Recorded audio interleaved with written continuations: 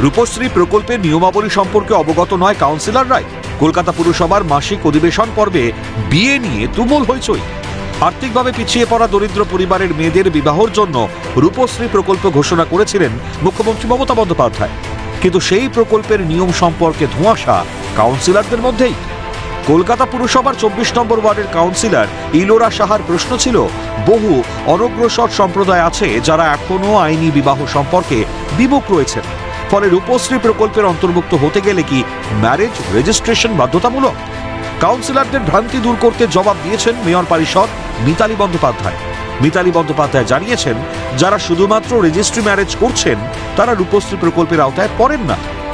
কিন্তু এখন যেটা জানলাম যে না, যদি কেউ রূপশ্রী পেতে চায় তাহলে আইনি বিবাহের আগেই তাকে রূপশ্রীর জন্য অ্যাপ্লাই করতে হবে, এবং যদি কেউ আইনি বিবাহটা ইচ্ছুক না হয় সেটা অতটা গুরুত্বপূর্ণ নয়। ঠিক আছে, আমরা এখন জেনে গেলাম, এবং এটা আমরাও বলতে থাকবো যে কেউ যদি আগে রেজিস্ট্রি করে ফেলে সে রূপশ্রী পাবে না।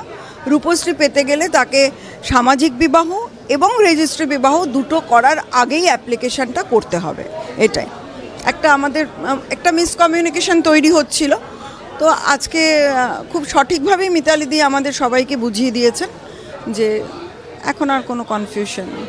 রূপশ্রী নিয়ে সমস্যার কথাটা বলছে যে ওরা বুঝতে পারছে না যে যদি রেজিস্ট্রি ম্যারেজ হয়ে যায় তাহলে কি সে রূপশ্রী পাবে। আমরা বলছি যে না, রেজিস্ট্রি ম্যারেজ হয়ে গেলে সে রূপশ্রী পাবে না। রেজিস্ট্রি ম্যারেজ, আবার অনেকের কনফিউশন যে রেজিস্ট্রি ম্যারেজ 6 মাস আগে হয়েছে সেই দিনের নোটিফিকেশনটা দিতে হবে, যেটা দেবব্রত মজুমদার বলছে। আমি না, সেটাও না। অর্থাৎ রেজিস্ট্রি ম্যারেজটা হলেই আমরা দেব না।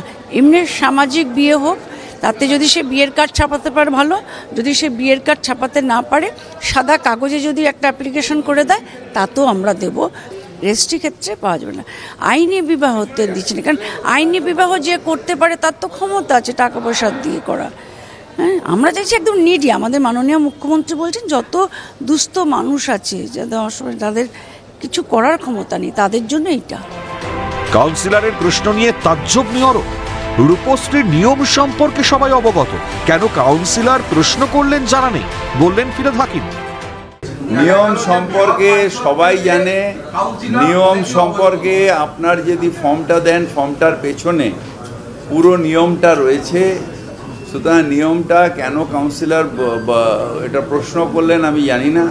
প্রত্যেকটা ফর্মে